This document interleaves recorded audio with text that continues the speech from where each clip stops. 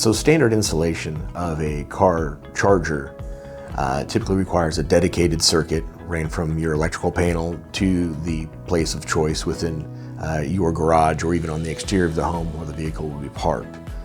The most common installation method that we run across is a 240 volt, 50 amp dedicated circuit. There are two main varieties of level 2 chargers. One is your cord and plug charging station, and the other is the hardwired charging station. Cord and plug charging stations require the installation of, typically it's a 1450R outlet similar to what you'd maybe plug your range into, and the car charger or charging station itself plugs into that outlet. The hardwired version, basically you forego the outlet and it is wired directly into the charging unit itself. Most car charging stations provide a faster and more efficient charge than your standard wall plug would.